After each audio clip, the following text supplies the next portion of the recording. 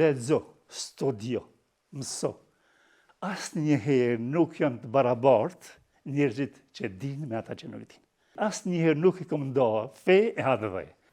Këta hapa nuk janë të zakonshëm. Ata mbajnë mbi vete vite për kushtimi e sakrifice. Janë hapa që kanë kaluar korridore shkollash, biblioteka, kohë të vështira e ditëshprese.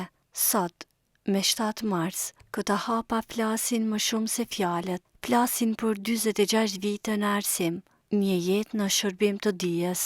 Ajeti i parë në Kur'an, ikra bismi rabbike alladhi khalaq, khalaqa al-insana min alaq, ikra wa rabbuka al-akram, që na porosia kryesore për lexo, studio, mëso. Asnjëherë nuk janë të barabartë njerëzit që dinë me ata që nuk dinë.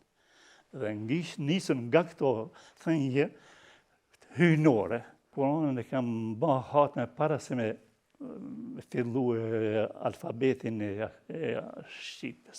Do thotë, kam ditë lexoj Kur'an para se me lexu Shqip. Asnjëherë nuk i kam nda fe e hadhëve. Për 40 vite me radhë, dashuria për profesionin e qoj çdo ditë në udhëtimin mes Gjilanit dhe Prishtinës, pa mungesa dhe pa vonesa. Ai e dinte se arsimi kërkon sakrificë dhe sakrifica lind breza. Për këtë arsye, ky rrugëtim nuk ishte zgjidhje, ishte mision. Unë e shenjtë. Thjesht e kam dashur, unë në 40 vjetë këmë të këtë Gjilan Prishtinë. Asnjëherë banesë nuk kam pasur. Por nështë keni, unë nuk kanë ndodhë asnjëherë që kështë gjithmonë para kohës, bilis pako, 15 minuta kam qenë në vend punës. Kam dasht edhe fejen, edhe pa identitet fetar, nuk ka dhe si të jetë një jetë e lumtur.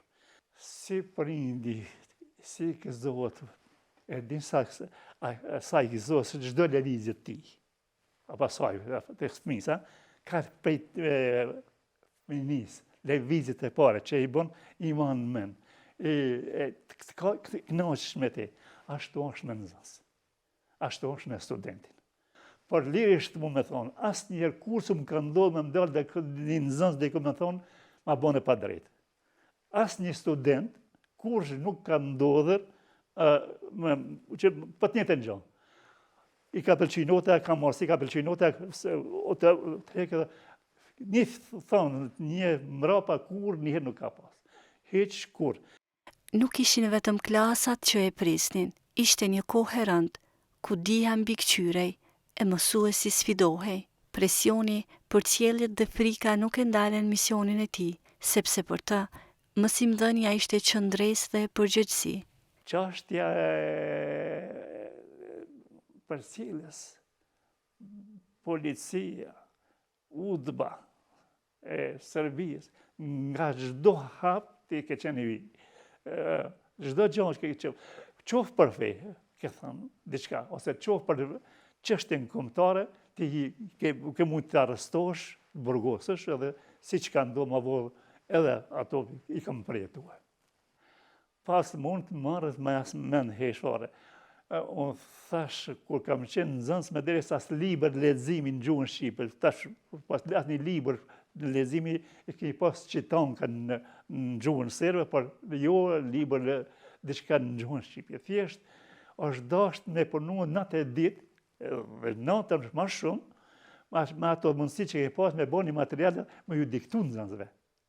Ashtu kam fillu për herë po. Gjatë tërë kohës kemi diktuar profesorët që ishim në këtë. Më nukshim diçka edhe me atë Shqipen që paka shumë të asaj kohën, pastaj banëm tekste, deri në viteve 90-ta, 93 kujteri, me drejse futet atjet, e regjistër në kodet shkolla vepse të Kosovës. Edhe këto aty për herë të parë kemi marrë rrogat shtetit. Edhe pse atë shtetë çfarë kishim imi provizum, po këtë studentë ishin në nxënës, ishin në për podrumën, në për medrese, në për xhamia tu, por me gjithat e kur nuk është në alarësim. Kështu që e kanë dashur njënën dhe tjetërën dhe asnjëherë nuk ka mund t'i ndalë njënën prej tjetërën. Thjesht, feja është ajo që më shumë në ka marrë edhe juve, edhe familjarisht, edhe me Islam nuk mund të humbish asnjëherë.